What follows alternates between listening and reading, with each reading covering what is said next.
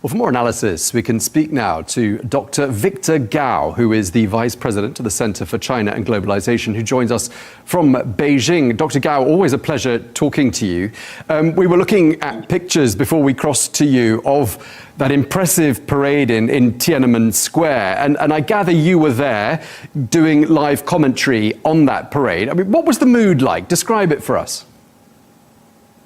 First of all, it's a very solemn occasion, but also very joyful occasion. And it drew attention not only for all the people gathered on the square, but throughout China, as well as throughout many countries in the world.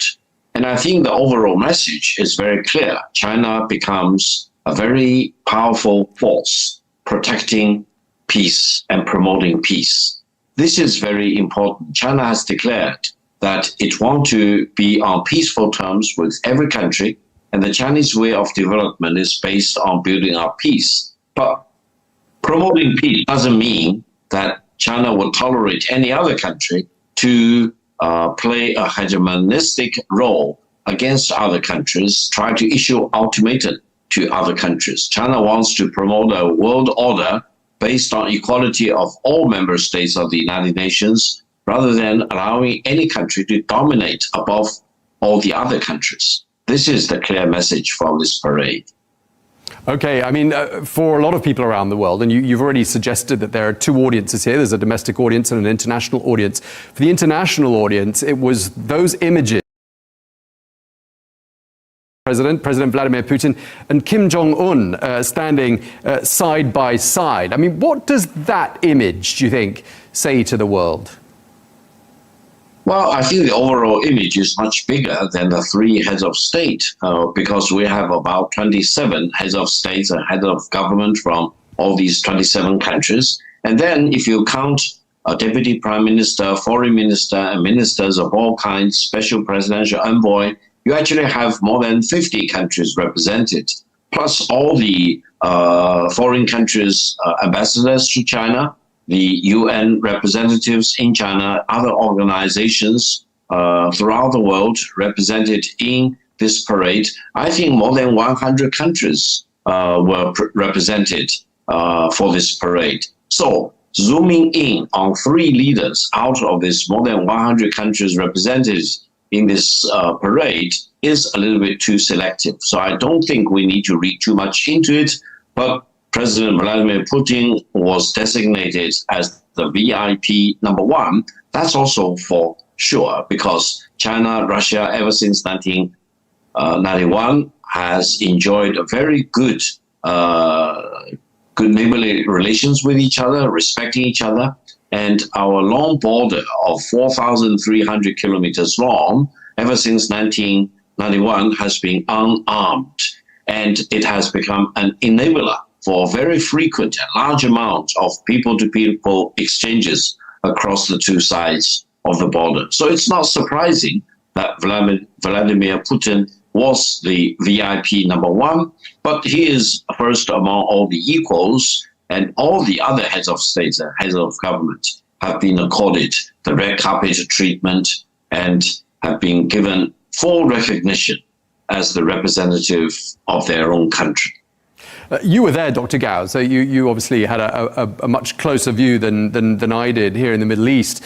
But the images that I saw playing out live, and perhaps it was just the moments that I was tuned into, I mean, there was a definite exchange by Kim Jong-un and Vladimir Putin. I don't know if that was just for the cameras or whether that was just whether he was flanked by other people during the course of the day. And they seemed to be talking, they seemed to be having an exchange, and I was wondering to myself, what language are they speaking to each other, given that I wouldn't have thought they had one language in common. Perhaps you can enlighten us. But you see what I mean? I mean, that's a striking image. Well, yes, indeed. I think that group picture was taken when all these leaders of the various countries walked up the rank to the Tiananmen Gate before the whole parade started. And I think there was an interpreter behind the President Vladimir Putin, who most likely would translate between Chinese and Russian.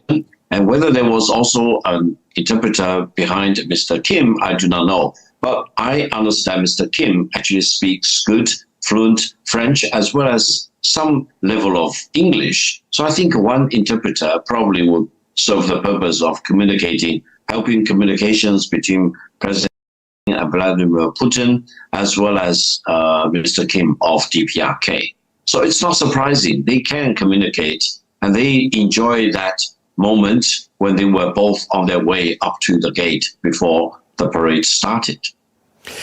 Just listening to some of the things said by... Well, I would say the greatest threat to peace and future development of mankind is some country try to play solo, try to pretend that it is the sole polarity in the world, which is completely in contradiction to the world order established back in 1945, because the world order established back then was not for unipolarity. It was meant for multipolarity, reflected in the composition of the United Nations Security Council's permanent members, each with a veto power. That means the founding fathers of the United Nations actually were thinking about checks and balances with the aim of preventing another global world war, at least among and between permanent member states of the United Nations. Therefore, multipolarity was built into the origin of the international order established back in 1945. But the fact that one single big power, or the superpower as it calls itself, wants to play solo and try to divide countries into different opposing blocs, that is a recipe for disaster. And I think we really need to remind everyone in the world about the origin of multipolarity, multilateralism, established not today, but back in 1945. And the fact that the United Kingdom, France, China, Russia, and formerly the Soviet Union and the United States were all permanent member states of the United Nations Security Council really speak a lot about this multipolarity. We need to bring the world order, the chaos in the world order today, back to the original intent of the founding fathers of the United Nations. Dr. Gao, just listening to you there, and also listening said earlier on today when he said China is a great nation that is never intimidated by bullies. Reading between the lines of what you're saying, reading between the lines of what President is saying, are you by any chance talking about the United States? Well, I would say today's parade, the victory parade, most likely will be judged by future generations as a turning point in the world. Why? Because throughout this parade, China has demonstrated to the fullest extent possible that China now possesses the most sophisticated weapons you can think about, conventional weapons as well as nuclear weapons. And in terms of the conventional weapons, it is completely minimum on a par with the United States. And the United States no longer has any advantages over the Chinese military forces. In terms of the nuclear power, China actually has enough wherewithal to deal a fatal blow to any country which dares to impose a nuclear war on China. Meaning, China's military buildup is not for warmongering, is only intended for protecting peace for China as well as protecting peace for mankind.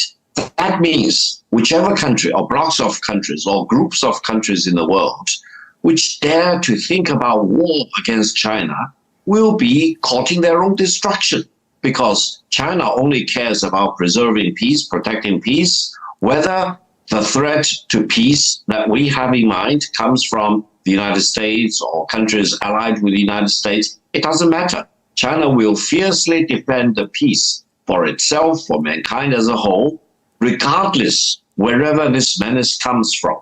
So I hope all the capital cities in the world will really listen very carefully, and they will check out all the advanced technologies, equipments of all kinds for space, for air force, for ground force, for naval force, as well as for submarines, as well as all the very sophisticated digital applications and the AI enabling devices altogether.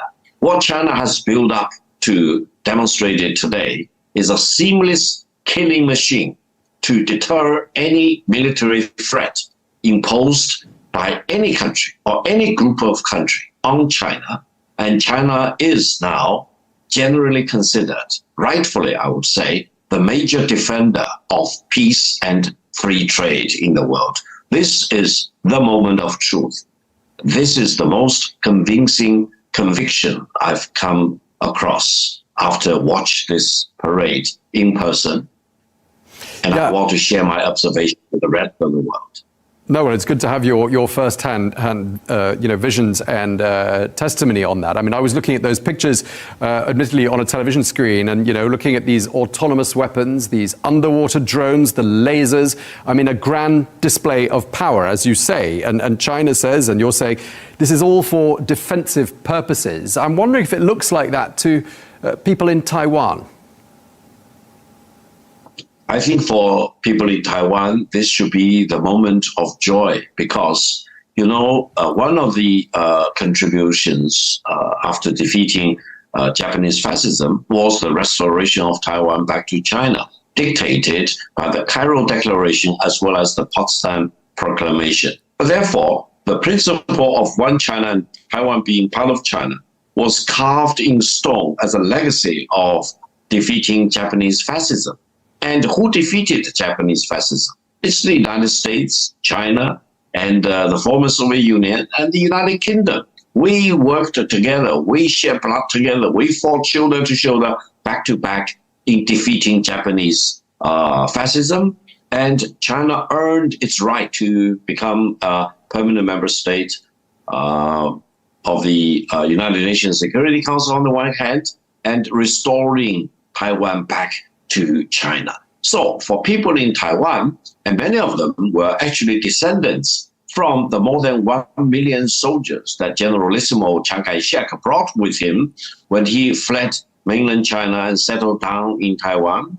So it should be their moment of joy and exhilaration because the celebration we made for the war heroes and the 35 million Chinese who fell in the Second World War were their forefathers. Their blood was shed by their forefathers, and the contributions and the medals earned were their forefathers' medals. We are the same people. We are the same species. We are bound together by the same culture, by the same civilization, by the same lineage. So any Taiwan separatists who claim that people in Taiwan are not Chinese are kind of equivalent of saying that people in England who are English are not British by their citizenship. It's completely illogical, completely berserk, I would say. So I would say today's celebration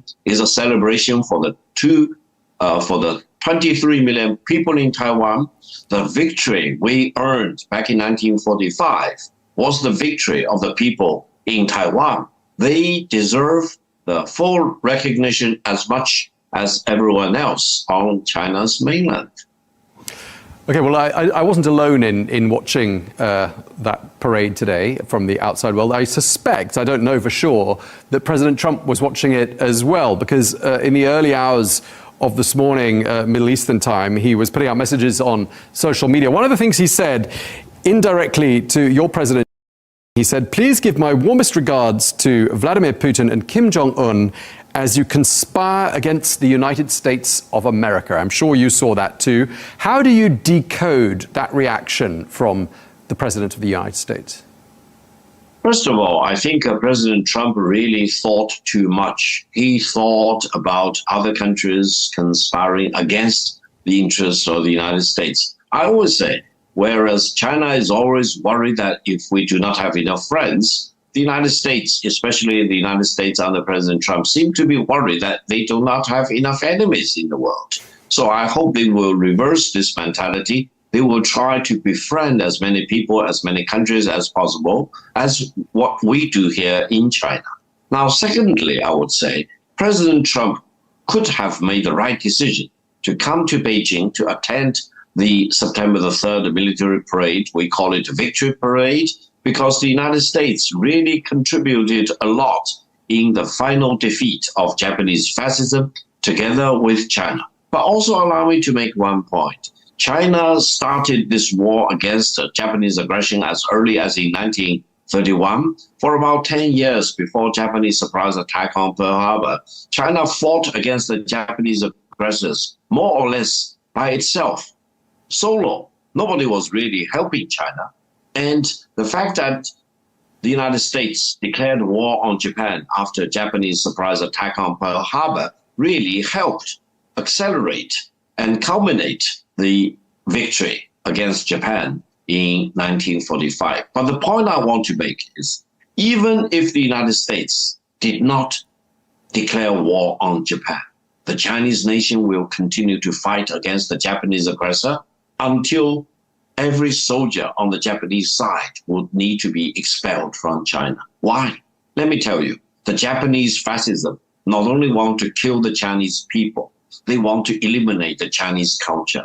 They want to completely obliterate the Chinese civilization, which has been here for more than 5,000 years. How could any Japanese fascist expect that the Chinese nation, including my forefathers, would ever tolerate such maximum pressure against the Chinese nation? No, the Chinese nation will stand up firmly, uphold their own sovereignty, defending their own culture and civilization.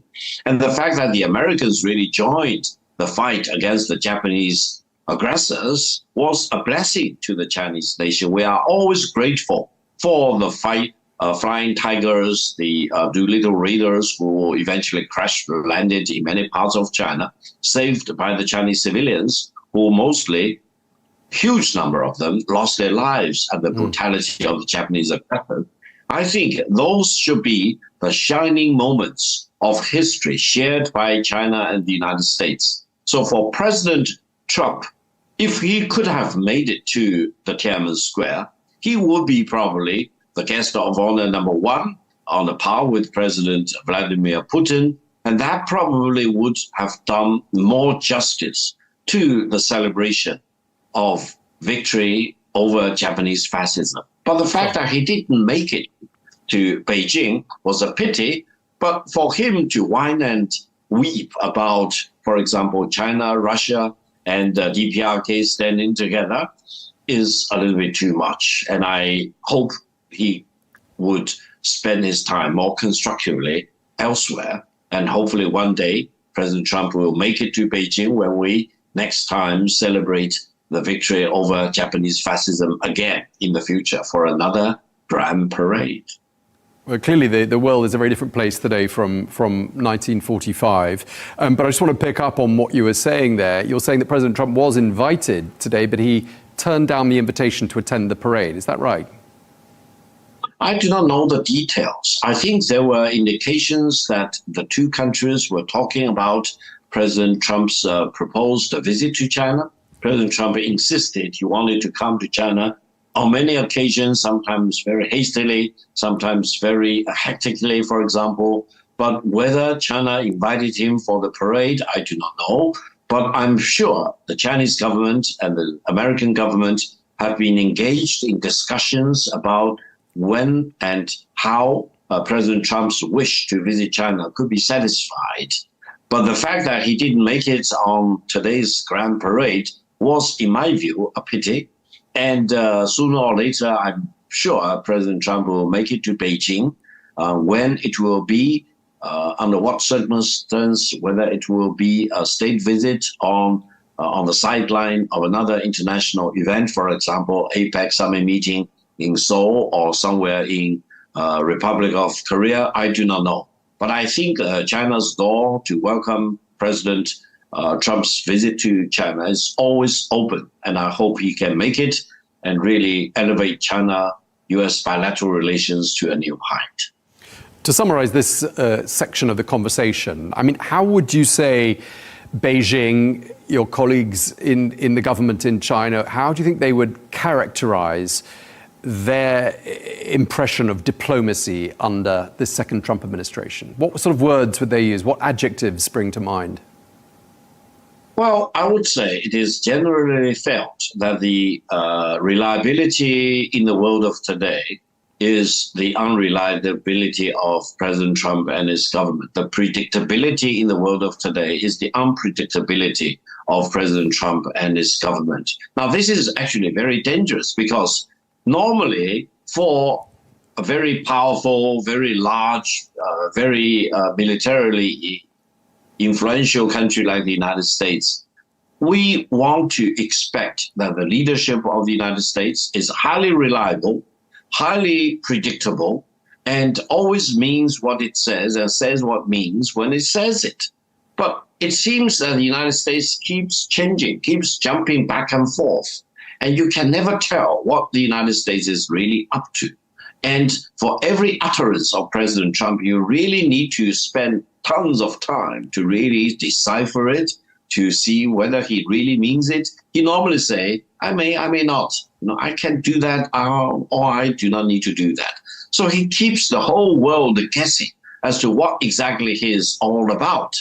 This is the danger of the world of today. I hope President Trump will be highly predictable, highly reliable, and highly trustworthy, rather than unreliable, unpredictable, a little bit capricious, and that hopefully will be changed in the coming years when President Trump remains the head of state and the commander-in-chief of the U.S. military forces for all the time up to January 2029.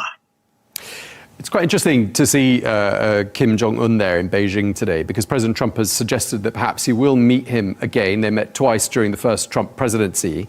But if they do meet again, they're going to meet on quite different terms, aren't they? Because we saw today Kim Jong-un flanked by two extremely powerful men, your president being one and the president of Russia being another one. I mean, he's no longer going to be viewed as, quote, little rocket man by President Trump, is he? Well, allow me to say the real thing. For the three previous meetings between President Trump, 1.0, and Mr. Kim, the ultimate leader of DPRK, China provided a lot of help and enabled each and all of the three previous meetings between President Trump and Mr. Kim. Now that means China really wanted to see rapprochement between the United States and DPRK. China wanted to do whatever that is the right thing to make sure that President Trump and Mr. Kim will meet again. So that is the mega trend, I would say. Mr. Kim never operated solo because China and DPRK still have whatever that remains of the kind of defense treaty between the two countries. Therefore, from the US perspective, don't dismiss Mr. Kim, the paramount leader of DPRK, because DPRK does not stand alone, does not exist in a vacuum. DPRK has a lot of solidarity from China. And in more recent years, DPRK has really improved its relations with Russia significantly, pushing it to a new level of analysis. So I hope President Trump will meet with Mr. Kim as soon as possible, talk about peace, talk about change the realities on the Korean Peninsula, because there was only an armistice agreement signed back in 1953. There was never a peace treaty signed. And I think for stability to really become carved in stone on the Korean Peninsula, we need everyone's help. China, Russia, the United States, especially focusing on DPRK on the one hand, and AOK on the other hand, and to a lesser extent, of course, Japan. We should all participate in making sure that peace will be everlasting and war should never be considered as a possibility for the situation involving the Korean Peninsula. And just lastly, Dr. Gao, before we wrap up, I mean, you've used the word peace several times in this conversation. It's encouraging to hear that. And yet there's a conflict we haven't talked about. You know, Russia invaded Ukraine. Overnight, 500 Russian drones were fired into Ukraine, 24 missiles during the course of the night, striking mostly civilian infrastructure. I mean, why doesn't China show some of the influence it surely exerts over Russia and promote peace? Because that seems to be eluding all parties at the moment. Allow me to make 2 points. I think during the Alaska summit taking place on August the 15th between President Trump and President Vladimir Putin, President Putin actually said one thing. He said if President Trump were the president of the United States back in 2023, the war in Ukraine should have never happened. Now, President Trump, of course, welcomed this, but I think President Vladimir Putin did have a point. The war was very tragic, very much of a very sad chapter in human history, but the war should have been an avoidable war to start with. Now, having said that, what we need to do collectively is to put an end to this war. And China called on both Russia and Ukraine to stop the war from day one after the war broke out. And China has never changed this position. China does not have a vested interest in the continuation of this war. So we call on all the European countries, EU in particular, NATO as an organization, to really put their acts together to stop the war in Ukraine, rather than pouring more fuel onto the fire in this war, because the war will never end in the defeat of Russia. Why? Because Russia holds two kinds of different weapons in their hands. Conventional weapon they want to use to defeat Ukraine on the one hand, but nuclear weapons in case any of the NATO member states, any of the major powers in Europe, or before Trump, if the United States want to really go into war against Russia inside Ukraine or strike Russia from inside Ukraine. So the possibility of escalation from conventional war in Ukraine to a larger nuclear war involving many parts of Europe or even the United States or even the rest of the world should not be excluded. We should stop this war as quickly as possible. China is doing the right thing, and I'm pretty sure history will look back upon whatever that had happened between 2022 to 2025 and come to the conclusion that China is on the right side of history by calling for an end to this Ukraine war from day one and has never changed this position. China is still calling for an immediate end to this war. The world will be blessed if China's advice is really taken into consideration. And I'm pretty sure President have told President Putin the same message during his very high quality meetings with President Putin here in Beijing, as well as in Tianjin during the SCO summit. Okay, well, we're going to leave it there. Thank you very much indeed. Appreciate your time and your contribution, Dr. Victor Gao. Thank you very much indeed, sir.